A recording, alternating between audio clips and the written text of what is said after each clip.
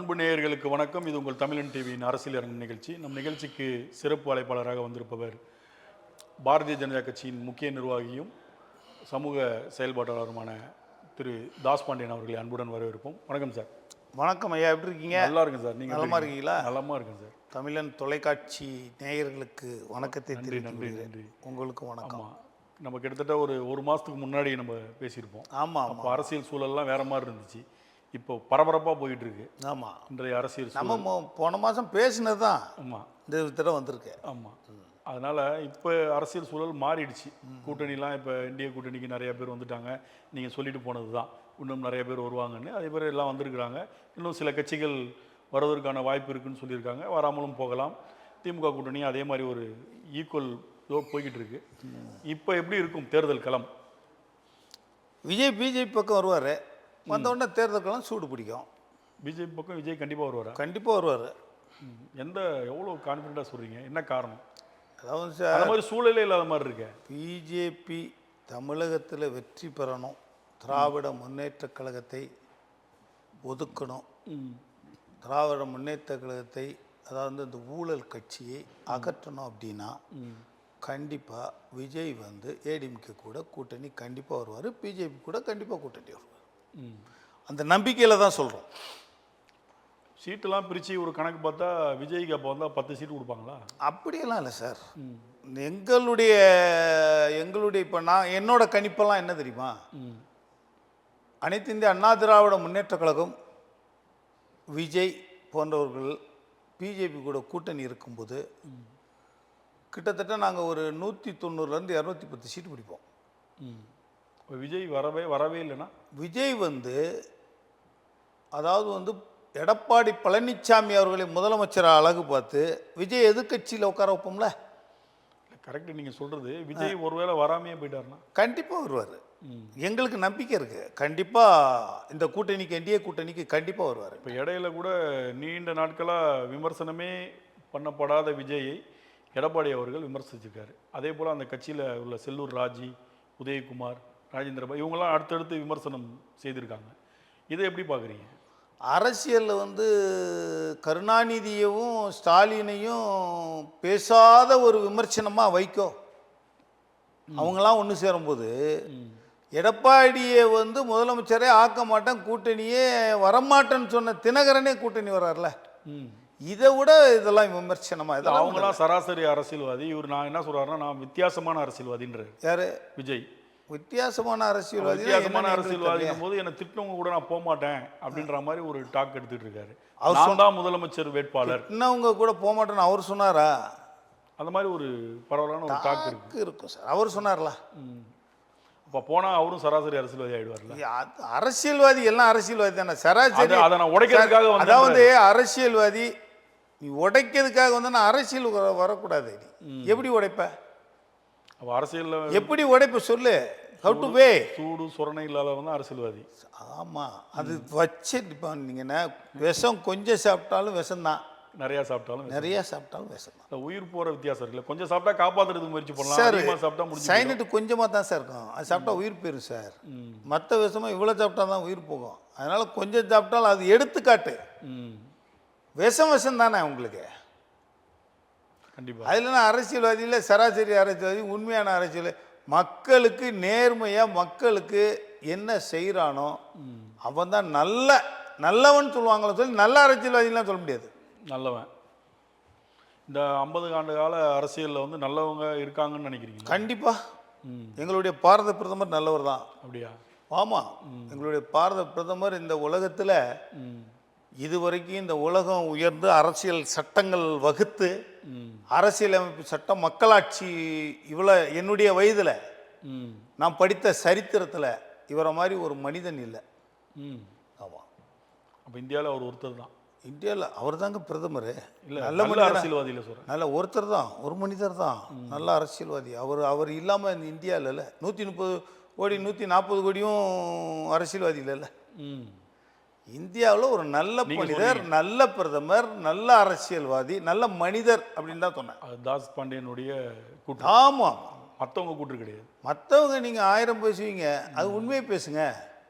அவர் என்ன தவறு செஞ்சார்னு சொல்லுங்கள். அவர் என்ன மக்களுக்கு செய்யலைன்னு சொல்லுங்கள். இந்த பாரத தேசத்துக்கு என்ன செய்யலைன்னு சொல்லுங்கள். இந்த தேசத்துக்காக எப்படி வாழ்ந்திருக்காருன்னு சொல்லுங்கள். 13 ஆண்டு காலமாக குஜராத்தை எப்படி ஆண்டிருக்காருன்னு சொல்லுங்கள். அவர் ஆண்டு என்ன ஊழல் செய்தாரா செய்யலையா, அவர் சொத்து வாங்கினாரா சொத்து வாங்கலையா அது சொல்லுங்கள். 10-15 வருஷமாக பிரதமராக இருந்திருக்காரு. அவர் நண்பர்கள் தானே வளர்ந்துட்டு இருக்காங்க சார். அவருக்கு நண்பர்கள் என்ன, இவர் என்ன கையில் அள்ளியா கொடுத்தாரு, கொள்ளையடிச்சு கொடுத்தாரா? அப்படி கொடுத்தா தெரிஞ்சிடும்ல சார். அவன் பிஸ்னஸ் மேன். அவனை மாதிரி கிட்டத்தட்ட நீங்கள் அப்படி பார்த்தா இந்த திராவிட முன்னேற்ற கழகத்தின் குடும்பத்தை நீங்கள் என்ன சொல்லுவீங்க? சன் டிவி வரைக்கும் போயிருக்கு சார். அது நண்பர்கள் இல்லை, அது குடும்பம். அதுக்கு என்ன சொல்லுவீங்க? குடும்பம் இருக்கிறவங்க குடும்பத்துக்கு கொடுக்குறாங்க. அதுக்கு அரசியல் வரக்கூடாது. இது பொது சேவை, மக்களுக்காக வர்றது, நாட்டுக்காக வாழணும். குடும்பத்துக்கு கொடுக்குறாங்க சார். நீங்கள் வாரிசு அரசியல் வர்றதுக்கு இங்கே வரக்கூடாது சார். இல்லை வாரிசு அரசு எல்லா கட்சியும் சார் அப்படி இல்லை சார். இங்கே பாருங்க, ஒரு களம் இருக்கு. அந்த களத்தை வந்து இப்போ காங்கிரஸ் செய்த தவறுகளை நாங்கள் களை எடுக்கிறதுக்கே 15 வருடங்கள் ஆயிருக்கு. நீங்கள் ஒவ்வொரு துறையிலையும் உங்கள் ஆளுங்க தான். நீங்கள் எடுத்துக்கிட்ட டாப் மோஸ்ட்டு சுப்ரீம் கோர்ட்லேருந்து, இடியிலேருந்து, ஜுடிஷியல்லேருந்து, இடியிலேருந்து அரசியல் சட்ட அமைப்பு வரைக்கும் நீங்கள் தான் காங்கிரஸினோட அதிகாரம். அதை களை எடுக்கிறதுக்கே எங்களுக்கு வந்து கிட்டத்தட்ட 15 வருஷம், இன்னொரு 5 வருஷம் தேவைப்படுது சார். இப்போ தான் உள்கட்டமைப்பு 20 வருஷத்துக்கு அப்புறம் போதும் சார். இப்போ தான் உள்கட்டமைப்பே கொண்டு வரோம். நாங்கள் தொலைநோக்கு பார்வையை நாங்கள் வச்சு நாங்கள் இந்தியா பாரத தேசத்தை எப்படி கொண்டு போகணுன்ட்டு வரோம். 2047 வரைக்கும் நம்ம 47க்கு அப்புறம் 47க்கு முன்னாடி நம்மளுடைய ஜெனரேஷன், நம்மளுடைய வாரிசுகள் எப்படி வாழணும் அப்படிங்கிற ஒரு கட்டமைப்பை கொண்டு வரோம். இப்போ தானே சார் இந்தியாவாக இருக்குது. இதுக்கு முன்னாடி நீங்கள் பார்த்தீங்கன்னா எங்கே பார்த்தாலும் ஊழல், எந்த கட்டமைப்பும் இல்லை, எல்லா பக்கமும். நீங்கள் காங்கிரஸ் பீரியடில் ஒரு ஊழல்வாதி இல்லைன்னு ஒரு ஆளை சொல்லுங்கள். ஒரு ஆளை சொல்லுங்கள். நீங்கள் சொல்லுங்கள் யார் யார் ஊழல்வாதின்னு.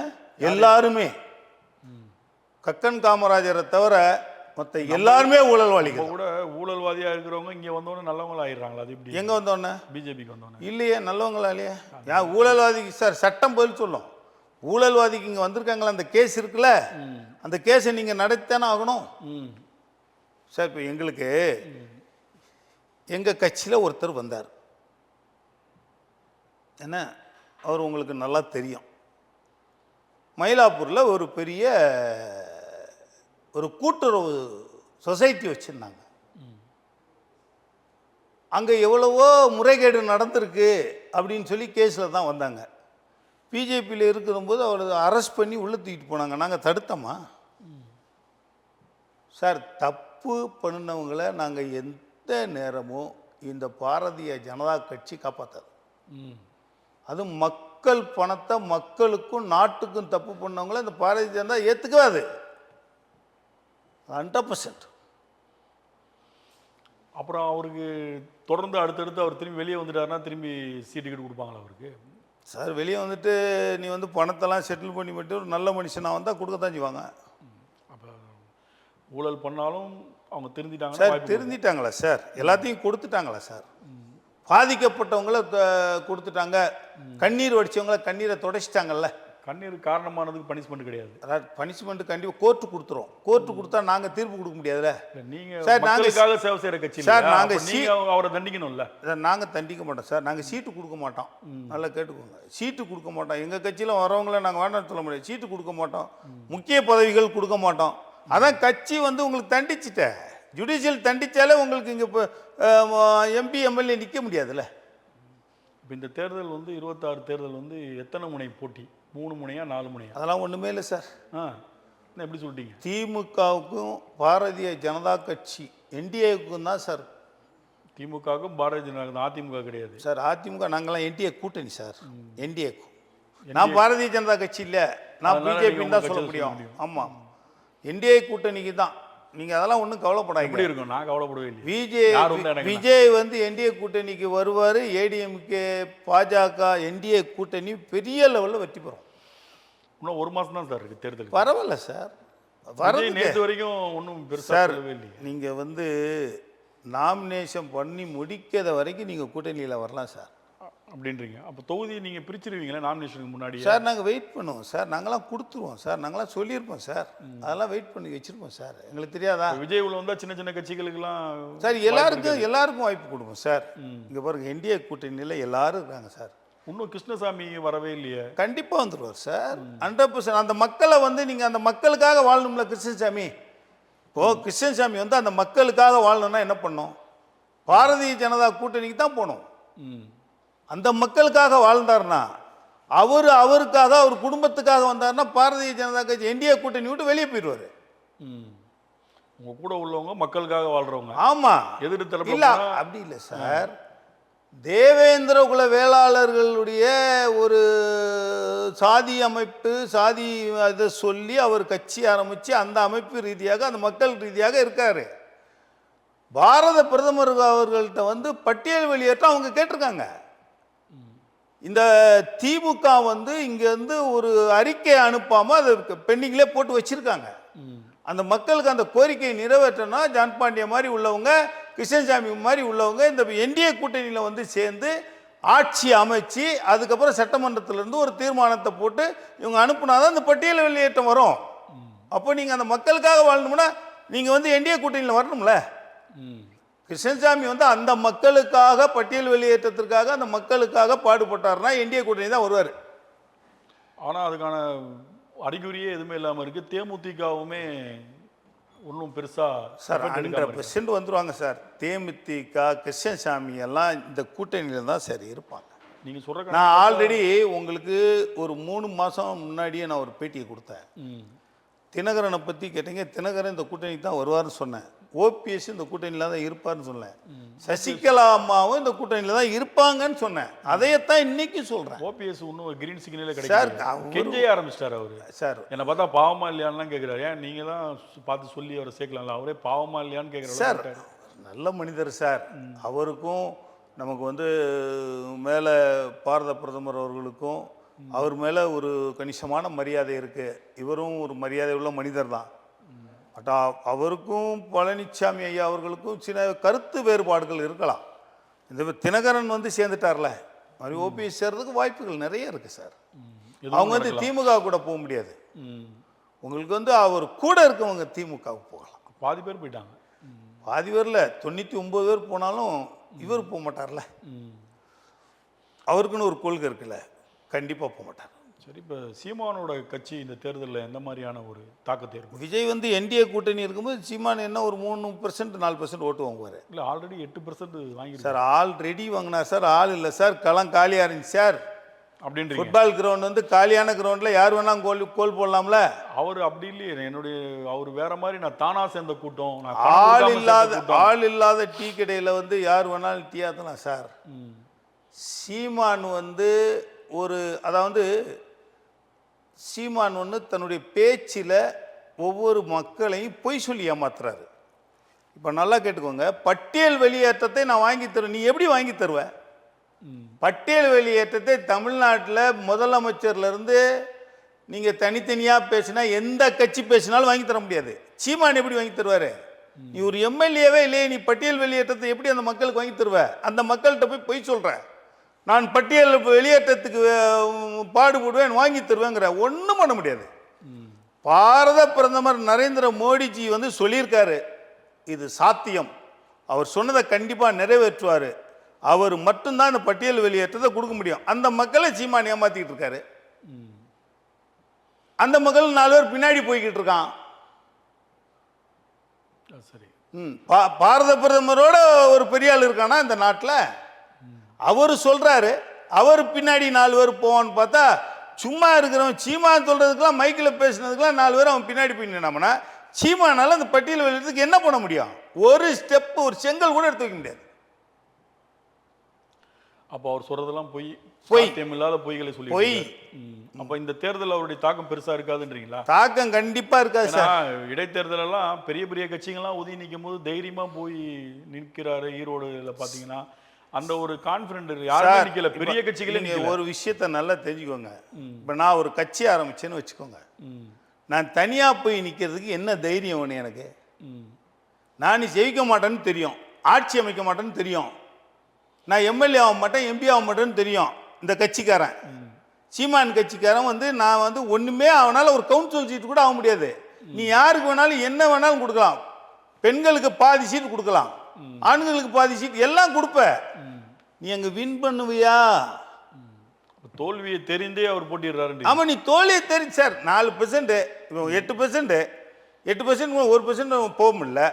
இப்போ இந்த எலெக்ஷனில் வந்து தெரிஞ்சிடும் 4% வாங்குறது அதிகம். நீ யாருக்கு சீட்டு கொடுத்தன சார்?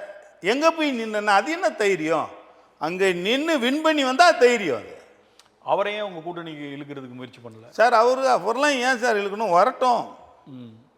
எங்கள் கூட்டணி உனக்கு வந்து எங்கள் கூட்டணி எங்கள் பாரத பிரதமர், தூய்மையான பிரதமர், பாரத பிரதமர் பேசிட்டு வா, உண்மையை பேசிட்டு வா, நாங்கள் சேர்த்துக்கிறோம். அவர் சில டைமில் ஆர்எஸ்எஸ் சித்தாந்தத்தோட ஒத்து போகிறாரா? மீட்டிங்லலாம் போய் பேசியிருக்காரு. அப்போ உங்ககிட்ட நெருங்கி வர மாதிரி தானே இருக்குது. கூப்பிட்டீங்கன்னா வந்துடுவார்னு நினைக்கிறேன். அது சார், நாங்கள் யாரையும் கூப்பிட மாட்டோம்.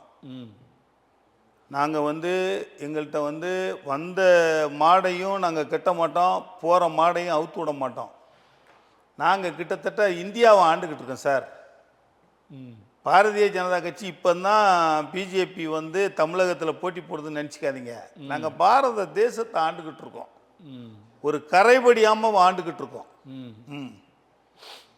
இதுக்கு மேலே என்ன வேணும்? மக்கள் பாதுகாப்பில் என்ன குறை இருக்கு?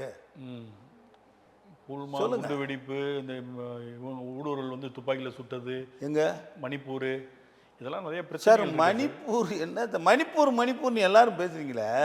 இந்த பாரதிய ஜனதா கட்சி வந்த பிறகு இப்போ டெல்லியில் கூட இடையில ஒரு குண்டு வெடிப்பு நடந்தது. சார் இருங்க சார், மக்கள் நிம்மதியாக இருக்கின்றீங்களா? அதுக்கான சின்ன உதாரணம் சொல்கிறேன். எங்களை வந்து பாரதிய ஜனதா கட்சி வந்து இந்த இந்து ராஷ்டிரா அப்படின்னு சொல்லிட்டு எல்லா முஸ்லீம் தீவிரவாதிகளும் பாரத தேசத்து மேலே பொறாமப்படுறான், வேதனைப்படுறான். சரி, பாகிஸ்தான் முத கொண்டு பாகிஸ்தான்லேருந்து அக்கம் பக்கம் பங்களாதேஷ் வரைக்கும் எங்கள் மேலே தான் வந்து பாரத தேசத்தை எதிரியாக நினச்சி பார்க்குறான். அவன் குண்டு வைக்க மாட்டானா? அப்போ பாதுகாப்பில் குளறுபடி இருக்குன்னு. பாதுகாப்பில் குளறுபடி இல்லை, குண்டு வைக்கிறானா அவனை நம்ம ஃப்ரீயாக விட்டுறோம் சார். நீங்கள் இங்கே இந்தியாவில் ஊடுருவிகள் இருக்குல்ல, இந்தியாவில் பல சில ஊடுருவிகள் இருக்கும்போது அவன் வைக்கும்போது நமக்கு என்ன தெரியும்? அதை உளவுத்துறை கண்டுபிடிக்கும் சார். அதெல்லாம் கண்டுபிடிக்காம விட்டுற போது பாரத தேசத்தில் அப்படி எத்தனை பேர் கொண்டு வச்சிருவான்? அவனெல்லாம் கண்டுபிடிச்சி இந்த இந்தியா ஜுடிஷியல் தண்டிக்கும், கண்டிப்பாக தண்டிக்கும். கண்டிப்பாக. அதே நேரத்தில் இப்போ பாமக வந்து இரு பிரிவுகளாக பிரிஞ்சு இருக்கிறாங்க. ராமதாஸ் அவர்கள் தான் இங்கே வந்து நிறுவனர், தலைவர் எல்லாமே இருந்தவர். இப்போ அன்புமணி கிட்ட அந்த தலைவர் பொறுப்பு இருக்குது. இப்போ அன்புமணி உங்கள் கூட்டணியில் இருக்கார், ராமதாஸ் தனித்து விடப்பட்டிருக்கார்.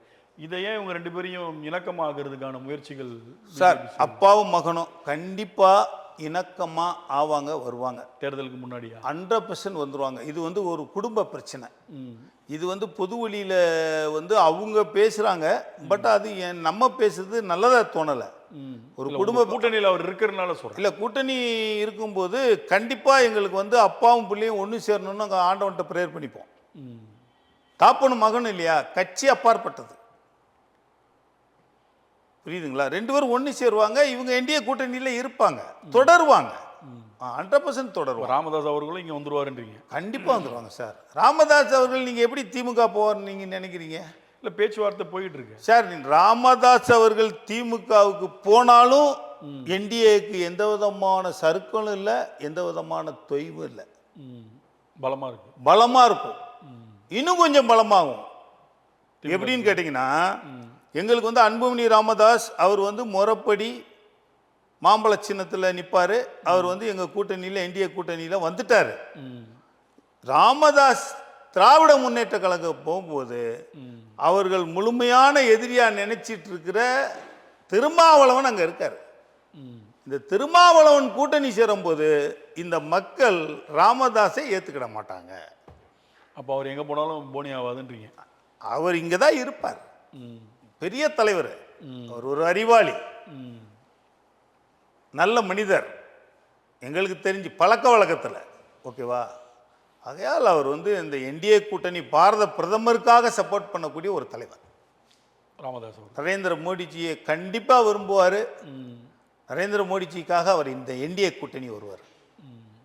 இப்போ தேமுதிக இன்னும் உள்ள வரலையே சார். அதுக்கு ஏதாவது சீட்டு பேரத்தில் இங்கே பாருங்க, தேமுதிக வந்து அந்த கட்சியை தொடங்கின விஜயகாந்த் அவர்கள் மேலே எங்களுக்கு ஒரு அளப்பிரியமான ஒரு நம்பிக்கை, ஒரு பாசம், நல்ல மனிதர், இந்த நாட்டுக்கே தெரியும். ஆகையால் அவங்க மனைவி எடுக்கிற ஒவ்வொரு டிசிஷனும் கரெக்டாக இருக்கும். நரேந்திர மோடி அவர்களுக்கு அவங்க கண்டிப்பாக சப்போர்ட் பண்ணுவாங்க. அவங்களும் இங்கே தான் வருவாங்க, கண்டிப்பாக வருவாங்க. ஆனால் விஜய் வருவாருன்றது தான் என்னால் எப்படி இவ்வளோ கான்ஃபிடன்ஸ். விஜய் 100% வருவார், 100% என்டிஏ கூட்டணியில் நிற்பார் சார். அந்த சைடு நீங்கள் பார்த்தீங்கன்னா சார், ஒரே ஒரு ஒரு விஷயத்தை மட்டும் உங்களுக்கு நான் சொல்கிறேன் கேளுங்க. அதாவது திராவிட முன்னேற்ற கழகம் போய் பாரதிய ஜனதா கிட்ட கெஞ்சினா மட்டும் கெஞ்சி பாரதிய ஜனதா கட்சி பர்மிஷன் கொடுக்காது. இவர்கள் கெஞ்சலாம், எனக்கு நாங்கள் வந்து தமிழகத்தை ஆளணும், நீங்கள் வந்து விஜயை தனியாக வந்து நிற்க வைங்க, நாங்கள் தமிழகத்தில் ஆட்சி அமைச்சிருவோம். யார்கிட்ட வந்து யார் கெஞ்சுவா? திமுக வந்து இந்த என்டிஏ கூட்டணியில் இந்த பாரதிய ஜனதா கிட்ட கெஞ்சக்கூடிய வாய்ப்புகள் இருக்கு. அது வெளியே பேசப்படுறாங்க. நீங்கள் வந்து விஜயை தனியாக நிற்க வைங்க, நாங்கள் வந்து ஆட்சி அமைச்சிருவோம். விஜய் தனியாக நின்னா என்டிஏ கூட்டணியில் விஜய் இல்லைன்னா நாங்கள் ஆட்சி அமைச்சிருவோம். எங்கிட்ட ஒரு 39-40 எம்பி இருக்கு, உங்களுக்கு தரோம் நாங்கள். இப்படின்னு ஒரு டையப்பு போடுறதுக்கு கெஞ்சலாம், போகலாம், வரலாம் அப்படின்னு சொல்லி வெளியே ஒரு டாக் இருக்கலாம், வரலாம், போகலாம், எல்லாமே இதுதான். ஆமாம், கன்ஃபார்ம் கிடையாது. ஆமாம், கன்ஃபார்ம் கிடையாது. ஆனால் எங்களுக்கு பாரதிய ஜனதா கட்சிக்கு எங்களுக்கு கூட்டணி எம்பிக்கள் தேவை இல்லை, எங்களுக்கு போதுமான அளவுக்கு இருக்கு. நாயுடு, நிதிஷ்குமார் எங்களோட நல்ல இணக்கமாக இருக்காங்க. பாரத பிரதமருக்கு துரோகம் பண்ண மாட்டோம். நீங்கள் கேட்காமே அந்த மாநிலங்களுக்குலாம் அள்ளி அள்ளி கொடுக்குறீங்களே, இங்கே தான் கொடுக்க மாட்டீங்க சார் சொல்கிறாங்க. இங்கே பாருங்க, அதாவது இது தப்பான வாதம். இன்னைக்கு நீங்கள் அந்த லிஸ்ட்டை பார்த்தீங்கன்னா உங்களுக்கு வந்து ஆரம்பத்தில் உத்தரப்பிரதேசம், மத்திய பிரதேசத்தில் இருந்து 2 கொடுத்துருக்காங்க, 3 லட்சம் கொடுத்துருக்காங்க, 2 கொடுத்துருக்காங்க, 1 கொடுத்துருக்காங்க, 60க்கு மேலே கொடுத்துருக்காங்க, 70 கொடுத்துருக்காங்க. அது 6வது இடத்துல வந்து தமிழ்நாடு வந்து 63 கொடுத்துருக்காங்க. தமிழ்நாட்டுக்கு கீழே 10 ஸ்டேட்டு கொடுத்துருக்காங்க. 63க்கு கம்மியாக 50 கொடுத்துருக்காங்க, 40 கொடுத்துருக்காங்க, 10 கொடுத்துருக்காங்க, 20 கொடுத்துருக்காங்க. அதெல்லாம் ஏன் சொல்ல மாட்டேங்க? இந்த 63 மட்டும் சொல்கிறீங்களே, 62, 63 மட்டும் சொல்கிறீங்களே, தமிழ்நாட்டுக்கு இவ்வளோ தான் கொடுத்துருக்குன்னு. அதுக்கு கீழே தெலுங்கானாவுக்கு தமிழ்நாட்டுக்கு கம்மியாக தானே கொடுத்துருக்கோம். அதுக்கு கீழே உங்களுக்கு வந்து ஜார்க்கண்ட்லேருந்து உங்களுக்கு மணிப்பூர் வரைக்கும் சார் கடைசி யூனியன் அதாவது ஸ்டேட்டுக்கு வந்து நம்ம 7 ரூபா கொடுத்துருக்கோம். உங்களுக்கு மாநிலத்தோட மக்கள், மாநிலத்தோட கட்டமைப்பு, மாநிலத்தோட வளர்ச்சியை பார்த்து தான் சார் நிதி கொடுக்கும். இது வந்து இந்திய தேசத்தினுடைய பட்ஜெட்டு. இது வந்து ஸ்டேட்டில் வந்து திராவிட முன்னேற்ற கழக குடும்பத்துக்கு மட்டும் பட்ஜெட் போட முடியாது. புரியுதா உங்களுக்கு? தேசத்துக்கான பட்ஜெட்டு. இதுக்கு வந்து ரயில்வேக்கு போடணும், பாதுகாப்புத்துறைக்கு போடணும், விவசாயத்துக்கு போடணும், சுகாதாரத்துக்கு போடணும். உங்களுக்கு இந்த எம்எஸ்எம்இக்கெல்லாம் சிறு தொழிலுக்கெல்லாம் 10,000 கோடி ஒதுக்கிருக்காங்க சார். சாம்சன் போட்டுட்டு ஒரு இதை பேரை வச்சுக்கிட்டு அந்த நிதிக்கெல்லாம் அந்த அந்த மக்களை சிறு தொழிலெல்லாம் வளர்க்குறதுக்கு பெரிய பட்ஜெட் போட்டிருக்காங்க சார். இப்போ நீங்கள் சொல்லிட்டு இருந்தீங்க, இப்போ லேட்டஸ்ட்டாக நேற்று பட்ஜெட் போட்டிருக்காங்க. ஆமாம், பட்ஜெட்டில் தமிழகத்துக்கு பெருசாக ஒன்றுமே இல்லைன்னு சொல்லி இப்போ செல்வம் பெருந்தொகையிலேருந்து முதல்வர்லேருந்து பல்வேறு கட்சியினர் வந்து அதை வந்து பெருசாக பேசியிருக்காங்க. அதை எப்படி பார்க்குறீங்க? செல்வ பெருந்தகையும் முதலமைச்சரையும் ஒரு பட்ஜெட் போட சொல்லுங்கள் தமிழ்நாட்டுக்கு. அவங்க எப்படி போடுறாங்கன்னு பார்த்து மாதம் போடுவாங்க. எப்படியும் அதை போட சொல்லுங்கள் சார். டிஸ்ட்ரிக்டாக போட சொல்லுங்கள். எந்த டிஸ்ட்ரிக்டில் எத்தனை மக்கள் வறுமையில் இருக்காங்க, எந்த டிஸ்ட்ரிக்டில் பொருளாதாரம் இல்லை, எந்த டிஸ்ட்ரிக்டில் கட்டமைப்பு இல்லை, எந்த டிஸ்ட்ரிக்டில் ட்ரெயின் போகலை, எந்த டிஸ்ட்ரிக்டில் ஏர்போர்ட் இல்லை அப்படின்னு ஒன்று போட சொல்லுங்களேன் பார்க்கலாம். அடுத்த மாதம் போடுவாங்க. அதை போட அப்போ ஏற்கனவே இருந்த 5 வருஷத்தில் எங்கே போட்டிருக்காங்க? வருஷம் ஏதோ ஒன்று போட்டுட்டு தானே. அதை என்ன போட்டாங்க?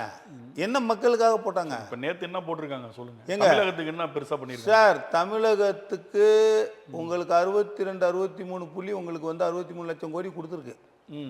ஒதுக்கிருக்குல்ல, இப்போ ஒதுக்கிருக்குல்ல, கொடுக்கல, ஒதுக்கிருக்கு. எத்தனாயிரம் கோடி ஒதுக்கிருக்கு சொல்லுங்க.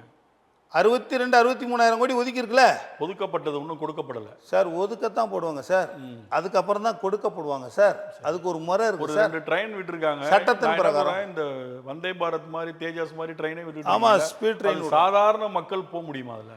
சார். டிக்கெட் விலை 1000 ரூபாய்க்கு மேல. இங்கே பாருங்க, நான் என்ன சொல்றேன்னா, சாதாரண மக்களுக்கும் ட்ரெயின் இருக்கு, மிடில் கிளாஸ் ஹை கிளாஸுக்கும் ட்ரெயின் இருக்கு. நீங்க வந்து அப்ப இந்த ட்ரெயின் வந்து மேல்தட்டு மக்கள் அப்படி இல்லை. இந்தியாவில் வந்து உங்களுக்கு வசதிக்கு ஏற்ற மாதிரி போற மாதிரி நம்ம எல்லா மக்களுக்கும் எல்லாத்தையும் செய்யணும். இப்போ வந்து இந்த சாதாரண மக்களுக்கு மட்டும் ட்ரெயின் விட்டுட்டு வசதியானவனுக்கு ட்ரெயின் விடக்கூடாதுன்னு அப்படிலாம் ஒரு சட்டம் இல்லை. ஹூமன் எல்லாமே ஹூமன் தான். அவனுக்கு கீழே இருந்து மேலே வரைக்கும் அவன் வசதிக்கு ஏற்ற மாதிரி நாங்கள் ட்ரெயின் விடுறோம்.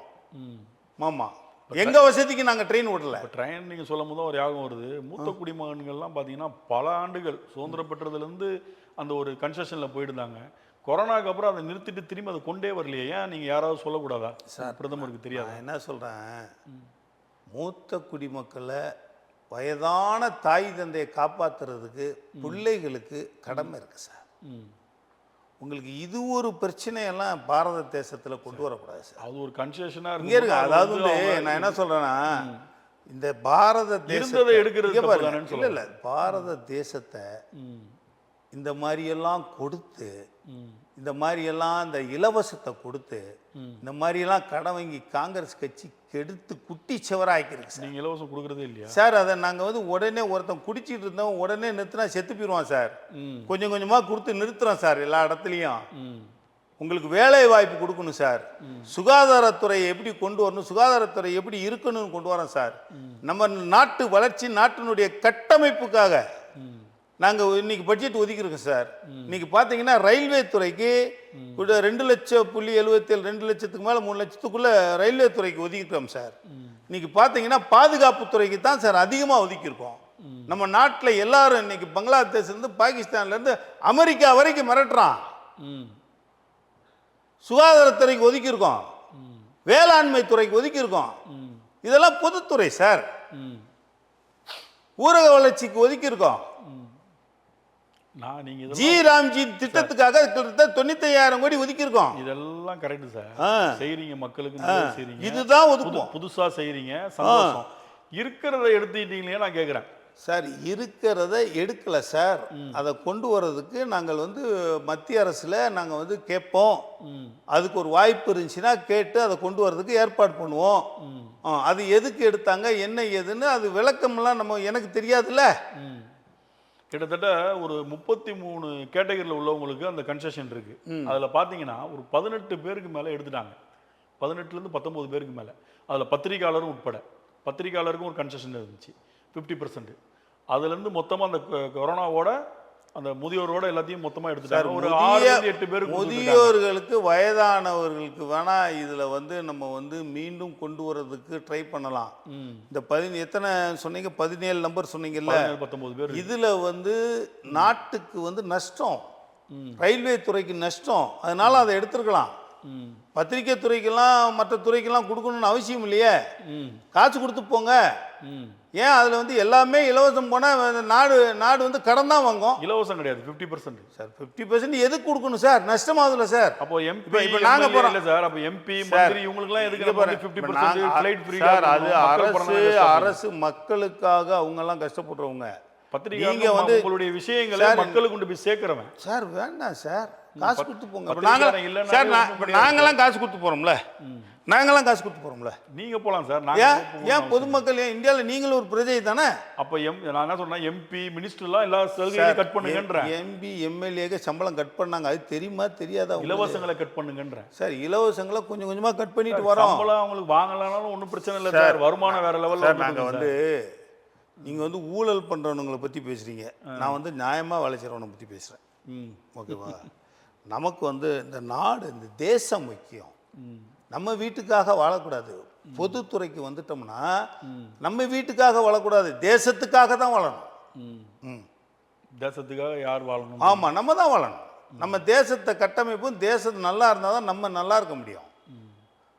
புரியுதா? அப்போ ஒரு சில உள்ளவங்களுக்கு இந்த மாதிரியான சலுகைகள்ன்றது வந்து அவங்க செய்ய பணிகளுக்காகவும் அவர்கள் செய்யும் விஷயங்களுக்காக கொடுக்கப்படுறது. எல்லாருக்கும் தூக்கி எல்லா பணிகளும் எல்லா சலுகைகளும் யாருக்கும் கொடுக்கறதில்ல. இதை வந்து கட்டமைக்கும் போது இவங்க இவ்வளோ தூரத்துக்கு போகிறான் பத்திரிகைக்காரன் அப்படின்னு சொல்லும்போது அவன் பொருளாதார ரீதியாக கொஞ்சம் பின்தங்கி இருக்கான். அவன் ஒரு அடிக்கடி ஒரு 10 செய்திகளுக்காக மாநிலம் முழுவதும் மாவட்டம் முழுவதும் இந்தியா முழுவதும் பயணிக்கும் போது அவனுக்கு ஒரு சலுகையை கொடுப்போம் அப்படின்றதுக்காக உருவாக்கப்பட்டது இந்த சலுகைகள். முதியோர்களும் அதே கான்செப்ட் தான்.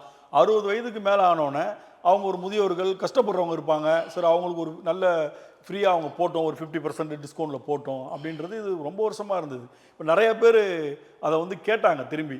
ஒரு வாட்டி இதே நிர்மலா சீதாராமன் அவர் என்ன சொன்னாங்கன்னா, அந்த முதியோர்கள் மொத்த பேமெண்ட் கட்டி போனதில் 10,000 கோடி எங்களுக்கு லாபம் வந்திருக்கு, அதனால திரும்பி அதை நாங்கள் வந்து இம்ப்ளிமெண்ட் பண்ண மாட்டோம் அப்படின்னு ஒரு 3-4 ஆண்டுகளுக்கு முன்பு ஒரு பேட்டியில் கொடுத்தாங்க. அப்போ இருந்ததை எடுத்துகிட்டு நாங்கள் புதுசாக இவ்வளோ பண்ணியிருக்கோன்றது வந்து அது எப்படி நம்ம பார்ப்பாங்க பொதுமக்கள்? சார் இருந்ததில் லாஸ் ஆனால் புதுசாக தான் பண்ணணும். பத்திரிகை துறை வந்து அப்படி என்ன நீங்கள் வந்து நேர்மையாக நடந்துக்கிறீங்க? பத்திரிகை துறை எப்படி நேர்மையாக நடந்துக்கிறீங்களா? இதே வந்து எங்க நேர்மையாக நடக்க காசு கொடுத்து சார் அவங்க நீங்கள் நேர்மையாக நடக்கணும் சார். இதே வந்து ஒரு உதாரணம் சொல்கிறேன் உங்களுக்கு பத்திரிகையாளர்களும் ஊடகத்துறைக்கும் நான் சொல்கிறேன், உதாரணம் சொல்கிறேன். 2 மக்கள் இருக்கான், 2 மக்களுக்கும் 2 சாதிக்காரனுக்கு தனித்தனி தலைவன். இமானுவேலை இதே ராமநாதபுரத்தை பரமக்குடியில் வந்து கும்பிட போகிற போது சன் டிவிலையும் காட்ட மாட்டீங்க, ஒரு 4-5 டிவியில் காட்ட மாட்டீங்க. இதே தேவர் சிலைக்கு போகும்போது எல்லா டிவிலையும் காட்டுவீங்க. நீங்கள் அந்த மக்களை அப்படியே பிரிக்கிறீங்க. இதே பாருங்க, நீங்கள் வந்து கிட்டத்தட்ட கருணாநிதியிலேருந்து ஸ்டாலின் வரைக்கும் ஏர்போர்ட்டுக்கு போவீங்க. ஏர்போர்ட்டுக்கு போய்கிட்டு நாங்கள் வந்து ஆட்சிக்கு வந்தால் இதில் தேவர் பேரை வைக்கணும்னு சொல்லிட்டு அந்த 2 சாதிக்குள்ளேயும் சண்டை இழுக்கிறதுக்காக அந்த பேட்டி கொடுத்துட்டு வரீங்க கிட்டத்தட்ட 40-50 வருஷமா. இதெல்லாம் ஊடகம் ஃபோக்கஸ் பண்ணும், நல்ல விஷயத்த ஊடகம் ஃபோக்கஸ் பண்ணாது. இல்லை ஊடகம் வந்து நீங்கள் சார் இப்போ ஒருத்தனை அடிச்சு கொண்டானுங்கல்ல ஒரு ஹிந்திக்காரனை, அது ஊடகம் என்ன செஞ்சு? எல்லா பேப்பர்லேயும் தான் வந்துச்சு. பேப்பரில் இருந்துச்சு, ஊடகம் டிவிலாம் போட்டாங்க. சில டிவி தான் வந்துச்சு, சில டிவி மறைச்சிச்சு. இந்த சார்னு ஒரு விஷயத்த எத்தனையோ டிவிகள் மறைச்சி அதுக்கப்புறம் தான் வந்துச்சு, 2 நாளைக்கு அப்புறம் வெளிவந்ததுக்கப்புறம். அதனால ஊடகவியல் இந்தியா முழுவதும் இருக்கு சார். இப்போ மத்திய ஒன்றிய சார் இந்த மாதிரி இந்தியா முழுவதும் இந்த மாதிரி நேர்மை இல்லாத ஊடக பிரிவாளர்கள் உங்களுக்கு எதுக்கு இலவசம்? பிஜேபிக்கு ஆதரவாக செய்தி போடுற ஊடகம்லாம் நல்ல ஊடகம், போடாதவங்கலாம் கெட்ட ஊடகம்னு சொல்ல வரீங்களா? அப்படி இல்ல, நீங்க நேர்மையா போடுங்க. 2014 சார் பிஜேபி பாருங்க 2014 மோடி என்ற ஒரு பிம்பத்தை மக்கள் முன்னாடி கொண்டு போய் சேர்த்ததுல பெரும்பங்கு ஊடகத்துக்கு இருக்கு. ஊடகம்ன்ற அன்று இல்ல, நியாயமான மனிதர் இருக்காரு, நேர்மையான மனிதரை கொண்டு சேர்க்கறீங்க. நேர்மையான மனிதர் இந்த மாதிரி மனிதன் நீங்க சேர்க்கலனா அவர் வந்துட போறாரு சார். நீங்க கொண்டு வரலனா கூட அவர் வந்துடுவார். இல்ல அன்னைக்கு ஊடகம் இல்லனா நீங்க பாருங்க இந்தியா முழுவதும் கட்டமைக்கப்பட்டிருக்கு. நீங்க கொண்டு வரதெல்லாம் இல்ல, அவரு ஆண்டவன். இங்க பாருங்க, ஆண்டவன் நிர்ணயிக்கிறது இது. ஒரு கிராமத்து வரைக்கும் தாஸ் பாண்டியன் நாளைக்கு ஒரு எம்பி எம்எல்ஏ தேர்தல் நிக்கிறாருன்னா கிராமத்து வரைக்கும் அவரை கொண்டு போய் சேர்ப்பது ஊடகத்தோட பங்கு. பொய்யா போடுறதுன்னா எனக்கு போட வேண்டாம். நாள நீங்க சார் நான் சொல்றேன், ஊடகத்தையும் பத்திரிகையையும் நான் சொல்றேன் சார், நீங்க பொய்யா போடுறதா இருந்தா என்ன போட வேண்டாம், நேர்மையா போடுங்க. 2014 பொய்யா சார் நேர்மையா போடுங்க. நீங்க கருணாநிதி என்ன செஞ்சாரு, திமுக அரசு ஸ்டாலின் என்ன பண்ணாரு, நீங்க நேர்மையா போடுங்க சார். 11 லட்சம் கோடி வாங்கியிருக்காரு, நீங்க போட்டீங்களா? யார் 11 லட்சம்? 11 லட்சம் கோடி தமிழகம் வாங்கியிருக்கு பாஜக அரசு கிட்ட. கிட்டத்தட்ட 5 லட்சம் கோடி கடன் வாங்கியிருக்கீங்க. ஏதாச்சும் ஒரு வெள்ளை அறிக்கை ஊடகம் கேட்டு போடுங்களேன். நீங்க சிஎம்கிட்ட நீங்க இத்தனை கோடி கடன் வாங்கியிருக்கீங்க, எடப்பாடி இவ்வளவு வச்சுட்டு போனாரு, இந்த 5 வருஷத்துல வச்சுக்கலாம் போல சார். தான் அவரும் கடன் வச்சுட்டு போனாரு. கடன், ஆமா. அவர் வந்து லாக்கர்ல வச்சுட்டு, நீங்க சொல்ற கணக்குப்படி பார்த்தா இந்தியாவே கிட்டத்தட்ட 100 லட்சம் கோடி தாண்டி போயிடுச்சு சார் கடனே. சார் நீங்க காங்கிரஸ்காரனுக்கு தான் எல்லாத்தையும் வச்சு எல்லாத்தையும் எடுத்துட்டு போயிட்டீங்களே. 13 வருஷமா நீங்க தான் ஆண்டுட்டு இருக்கீங்க சார். நாங்க இத 100 லட்சம் அதை அடைச்சி இந்த இந்தியா, ஆமா கோடி அடைச்சிட்டு 100 லட்சம் கோடி மாத்திட்டீங்க. இந்தியாவை கட்டமைப்பு கொண்டு வர்றதுக்கு இவ்வளவு கஷ்டப்பட்டு கொண்டு வரோம். அந்த கடத்தை அடைக்க போறோம், அந்த கடத்தை அடைச்சிக்கிட்டே இருக்கோம் சார். 17 கோடியை அடைச்சிட்டு 100 லட்சம் கோடி கடன் ஆகிக்கிறீங்க. இதுல என்ன இருக்கு? இப்ப நீங்க மொத்த மாநிலத்தை சொல்றது கடனை இப்பதான் சார் அடைச்சிக்கிட்டே வரோம். இந்த காங்கிரஸ் செஞ்ச தவறை 5 வருஷம் இருக்கு சார். இந்த 20 வருஷத்துல தான் சார் அதை சரி பண்ண முடியும். அதுக்கு அப்புறம் தான் சார் நம்ம இந்தியாவை வல்லரசு ஆக்க முடியும். இந்த கடனை பூரா கட்டணும் சார். அது மோடி மாதிரி ஒரு பிரதமர் இருந்தா தான் சார் நடக்கும். இதுக்கு மேலே உங்களுக்கு என்ன விளக்கம் கொடுக்கணும்? இல்லை அதான் சொல்கிறேன். இப்போ 17 லட்சத்தை 100 லட்சம் கோடி ஆக்கி திரும்பி கடனை அடைக்கிறதுல என்ன மாதிரியான அரசியல் இருக்குன்னு தெரியல எனக்கு. நீங்கள் காங்கிரஸுக்காரனே 50 லட்சம் கோடி வரைக்கும் வாங்கிட்டு தான் சார். அதுக்காக நீங்கள் இன்னொரு 50 லட்சம் கோடி நாங்கள் வந்து 20 வருஷமாக இந்த உள்கட்டமைப்பு அமைப்பு சார், உள்கட்டமைப்பு 13 வருஷமாக, இந்த உள்கட்டம் 15 வருஷம் நாங்கள் ஆளும்போது நீங்கள் பாருங்கள் எவ்வளோ உள்கட்டமைப்பை நாங்கள் எப்படி கொண்டு வந்து நாங்கள் எப்படி அதை வந்து அடைக்கிறோம், நாங்கள் இந்த கடனை எப்படி அடைக்கிறோம், இந்த பாரத தேசத்தை எப்படி உண்மையான ஒரு நேர்மையான தற்சார்பு உள்ள ஒரு சுதேசி பாரத தேசமாக எப்படி ஆக்கணும்னு பார்த்துக்கிட்டே இருங்க. நீங்கள் கெடுத்து வச்சுட்டு போயிருவீங்க. நாங்கள் கொண்டு வரதுக்கு வந்து இவ்வளோ கட்டம் வேணும், இவ்வளோ நாட்கள் வேணும்னா நீங்கள் அதை தவறாக எடுத்துக்கிறீங்க. தவறாக சொல்லவில்லை சார். நீங்கள் ஒருத்தவங்களை குற்றச்சாட்டு பண்ணும்போது நம்ம சார் இந்தியாவில் வந்து சார் பாதுகாப்புத்துறையை சரிப்படுத்துறதுக்கே எங்களுக்கு இவ்வளோ நாளாச்சு. இன்னும் சரியா ரயில்வே துறைக்கு இந்த மாதிரி அதிக ரயில்வே வேகம் கொண்ட ரயில் கொண்டு வரதுக்கும் நீங்கள் வந்து இல்லாத இடத்துக்கு தண்டவாளம் போடுறதுக்கும் கட்டமைப்பு அமைப்பதற்கே இவ்வளோ நேரமாச்சு. சுகாதாரத்துறையில் எவ்வளவோ ஓட்டம் இருக்குது. சுகாதாரத்துறை இப்போ தான் கொஞ்சம் சீரமைச்சு கொண்டு வரோம். வேளாண்மை துறை இருக்குது. வேளாண்மை துறையில் ஊழலை செஞ்சு அது ஒரு பெரிய ஊழலை செஞ்சு அந்த வேளாண்மை துறையவே அசிங்கப்படுத்தி வச்சிருக்கீங்க. 100 நாள் வேலை திட்டத்தை கொண்டு வந்து விவசாயமே அழிஞ்சு போச்சு. காந்தி பேரை வரை எடுத்து விட்டீங்க சார். காந்தி பேர் எடுத்தா ராம்ஜின்னு வச்சுக்க உங்களுக்கு என்ன சார் அதில் குறை இருக்கு? ஜி ராம்ஜினா என்ன சார் அதில்? தேசப்பிதா தானே சார். சார் யாரு சார் தேசப்பிதான்னு சொன்னது? நீங்க தான் தேசப்பிதான்னு சொல்றீங்க, நாங்க சொல்லலையே தேசப்பிதா. முதல்வர் சொன்ன மாதிரி காந்தியும் பிடிக்காது மக்களையும் பிடிக்காதுன்னு சொன்னார். சார் அவர் பேர் என்ன சார்? அவர் பேர் என்ன பேரு சொல்லுங்க? கரம்சந்த் காந்தியா? அதனால நீங்க காந்தி மோகன்தாஸ் கரம்சந்த் காந்தி. மோகன்தாஸ் கரம்சந்த். நீங்க தேசப்பிதான்னு சொல்லிட்டீங்கன்னா நீங்களா வச்சுக்கிட்டீங்கன்னா யார் சொல்லுங்க தேசப்பிதான்? ஊரே சொல்லிச்சு இந்தியாவே. அவர் வந்து நீங்க இங்க பாருங்க, அவர் வந்து இந்த நாட்டில் அவர் மட்டும் சுதந்திரம் வாங்கி கொடுக்கல. இல்ல சார், நீங்க பாருங்க பட்டேல் ஒருத்தருக்கு, பட்டேலே தேசப்பிதாவா அவர் ஏத்துக்கிட்டாரு. சார் பட்டேல்னு ஒருத்தருக்கு தான் ஃபர்ஸ்ட் பிரதமருக்கு கிட்டத்தட்ட 28 வாக்குல 27 வாக்கு விழுந்துச்சு. கண்டிப்பா நேருக்கு ஒரே ஒரு வாக்கு தான். அன்னைக்கே நீங்க அசிங்கமான ஒரு தூய்மை இல்லாத ஒரு நேர்மை இல்லாத ஒரு வாக்கெடுப்பை வச்சு நேருவை நீங்க பிரதமராக கொண்டு வந்தீங்க. அப்ப அவர் எதிர்த்திருக்கலாமே பட்டேல். சார் பட்டேல் எதிர்த்து தான் சார் நின்னாரு. இரும்பு மனிதர் தான் எதிர்த்து தான் நின்னாரு. காந்தியும் நேரும் சூழ்ச்சி பண்ணி அதை வந்து கேட்டு கெஞ்சி பாரத பிரதமராக்குனாங்க நேருவை. இல்ல முதல்ல 27 பேர் ஆதரவு கொடுத்தது உண்மை. காந்தி அவர்கள் பேசிய பின்பு அந்த நிலைப்பாடை மாத்திக்கிட்டாங்க. யாரும் கெஞ்சியோ கூத்தாடியோ இந்த முறை முதல் முறை பட்டேல வந்து அநியாயமா இன்னைக்கு இல்ல வாக்கு திருட்டு. இன்னைக்கு ராகுல் காந்தி வாக்கு திருட்டு சொல்றாரு. அவங்க தாத்தா அன்னைக்கே வாக்கு திருட்டு பண்ணிட்டாரு. அவங்க தாத்தா அன்னைக்கே வாக்கு திருட்டு பண்ணிட்டாரு நேரு. பட்டேலுக்கு எதிர்ச்சியா வாக்கு திருட்டு பண்ணி பட்டேலுக்கு பாரத பிரதமர் பதவியை திருநவங்க தான் அவங்க. இல்லையே சார். அப்ப மிஷின் எங்க இருந்துச்சு உங்களுக்கு வாக்கு? சார் நீங்க மேனுவல்லே திருட ஆரம்பிச்சிட்டீங்க. நீங்க அன்னைக்கு கத்து கொடுத்தது தான் திருட. இன்னைக்கு வந்து ராகுல் காந்தி அதை கையில் எடுத்துக்கிட்டாரு. நீங்க வந்து எப்பவுமே பாருங்க, அதாவது வந்து காங்கிரஸ் செஞ்ச தவிர இனி ஒரு 20 வருஷம் கழிச்சு தான் அந்த கட்டமைப்பவே கொண்டு வர முடியும். அவங்க கொண்டு வந்த ஜுடிஷியல்ல கிட்டத்தட்ட அங்கிருந்து கவர்மெண்ட்ல ஜெனரல் கவர்மெண்ட் வேலைக்காரன் கூட கிட்டத்தட்ட 20 வருஷம் கழித்து தான் ரிட்டையர்டே முடிக்க போறான். அவன் உள்ள இருக்கிற வரைக்கும் இந்த பாரதிய ஜனதா கட்சிக்கு இந்த தேசத்திற்கும் வம்பு தான் பண்ணிக்கிட்டு இருப்பான். நேர்மையான ஒரு ஆட்சி அதிகாரம் அவங்ககிட்ட இருக்கவே இருக்காது. நாங்கள் இதெல்லாம் கட்டமைப்பு இதெல்லாம் எடுத்து ஊழல்லாம் அகற்றி கொண்டு பாரத பிரதமர் அவ்வளோ கஷ்டப்பட்டு இருக்காரு இந்த நாட்டை திருத்துறதுக்கு. அவர் சம்பாதிக்கிறதுக்குல அவருக்கு 200 ஸ்கொயர் ஃபீட் கூட இந்த அரசு இதில் வீடை வாங்கல. 10 லட்ச ரூபா சார் அவர் போடுறாங்க. சார் நீங்க சொல்றீங்க 10 லட்சம், நீங்க பாத்தீங்களா போடுறாங்க சார்? எந்த கடையில 10 லட்சம் சார் எந்த கடையில வாங்கினாங்கன்னா அந்த பில்ல லிஸ்டோட போடுறாங்க. நீங்க லிஸ்டோட சார் அந்த லிஸ்டோட கொண்டு வாங்க. அவருக்கு மேக்கப் இதுக்கு செலவே மாசத்துக்கு சார் நீங்க கொண்டு வாங்க சார். இது வந்து நாடு பண்றது நாங்க கேட்கல சார். இது வந்து அரசு செலவு சார். அரசு செலவு. ஏன்னா இங்க பாருங்க 10 லட்சம் ரூபாய் அரசு இப்படி செலவு பண்ணும்போது இங்க பாருங்க இந்த நாடையும் கஷ்டப்படுற ஒரு பத்திரிகையாளனுக்கு 50% கொடுக்க மாட்டாங்க. இந்த நாடையும் நாட்டு பிரதமரையும் காப்பாற்றக்கூடியது இந்த நாடும் நாட்டு மக்களும் சார். Correct sir. பாரத பிரதமர் இங்க பாருங்க, இந்தியாவுன்னு உள்ள பிரதமர் அப்படி இருந்தாதான் மற்ற நாட்டுக்காரன் இன்னைக்கு பாருங்க அவன் கோட் ஷூட் போட்டு அவனுடைய தனிப்பட்ட விமானத்துல வரான் அமெரிக்க அதிபர்.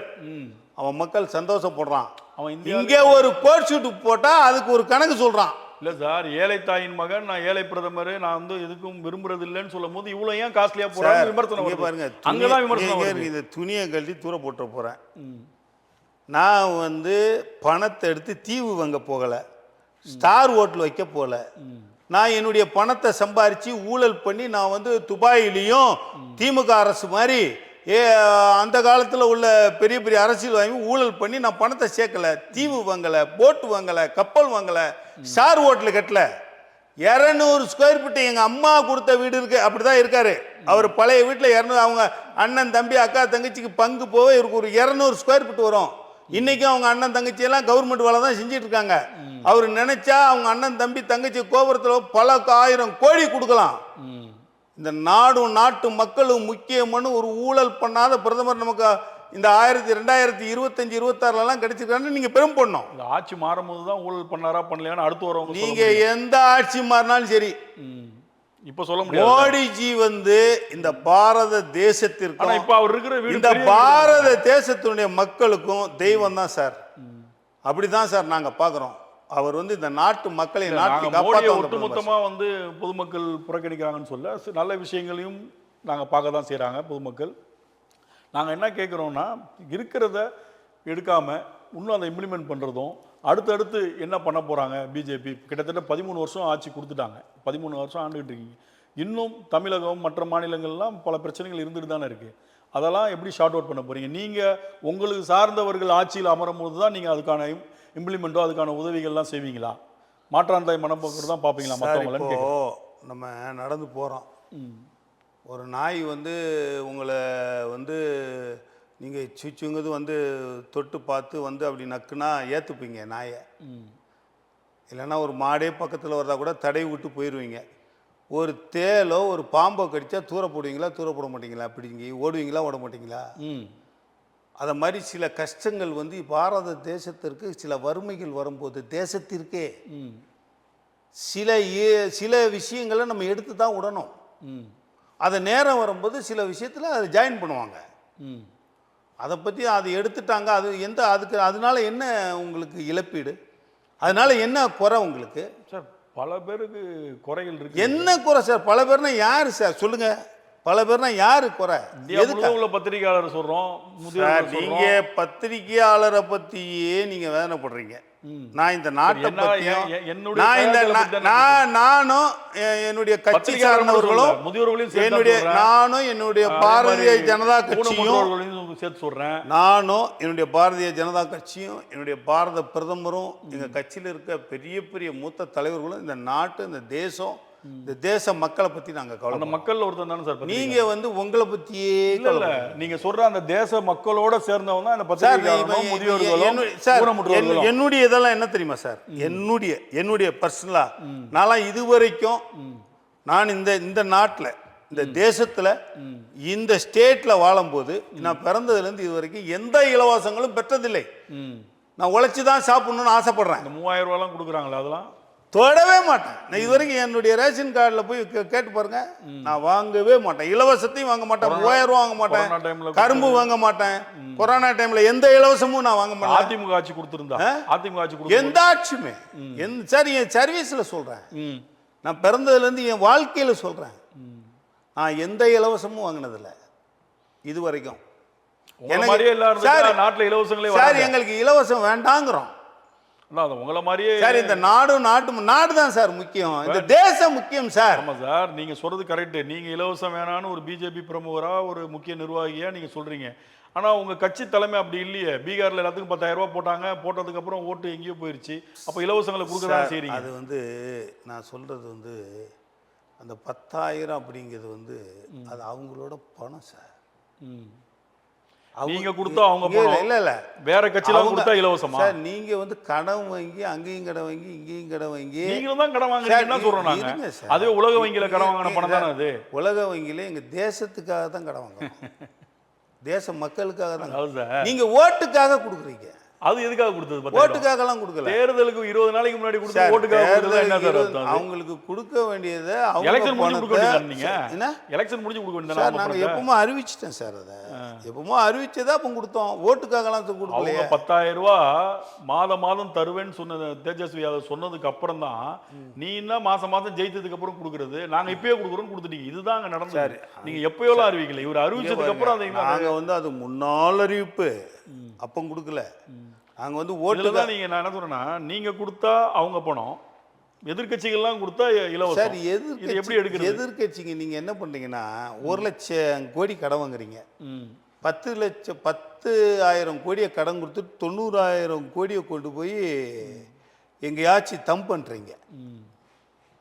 இந்த பாரத தேசத்தில் உள்ள பணத்தை போய் நீங்க அடுத்த எந்த பேங்க்லையும் துபாயிலையும் போய் தம் பண்ணலாமா சார்? அது எவ்வளவு பெரிய குற்றம் சார். அப்ப இந்திய நீங்க பாருங்க, இந்திய அரசு 100 லட்சம் கோடி கடன் வாங்கி அந்த லோன் கொடுக்குற எல்லா தொழிலதிபரும் ஓடி போயிடுறான், அதெல்லாம் ரத்து பண்ணிடுறீங்க.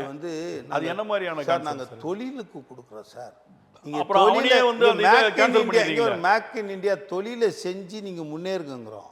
தொழிலதிபர் இங்க பாருங்க, சிறு குறு தொழிலுக்கு நாங்க ஒதுக்குறோம், கடன் ஒதுக்குறோம், நீ வேலை செய்யுங்கிறோம். சுதேசி நம்ம பொருளை தயாரிங்கிறோம், தயாரின்னு சொல்றோம். ஆமா, தற்சார்பு உள்ள இந்தியாவா நம்ம பார்க்கணும் அப்படிங்கிற எங்க பிரதமர். இதுக்கு மேல ஒரு நாட்டோட பிரதமர் என்ன சார் பண்ண முடியும்? கண்டிப்பா சார், உங்களுடைய நேரத்தை ஒதுக்கி மிக அருமையான கேள்விக்கான பதில்கள்லாம் ரொம்ப திறமையா சூப்பரா சொல்லியிருக்கீங்க. தொடர்ந்து அடுத்த ஒரு நிகழ்ச்சியில் உங்களை மீண்டும் சந்திக்க வரை நன்றி சார். நன்றி, வணக்கம், ஜெய்ஹிந்த்.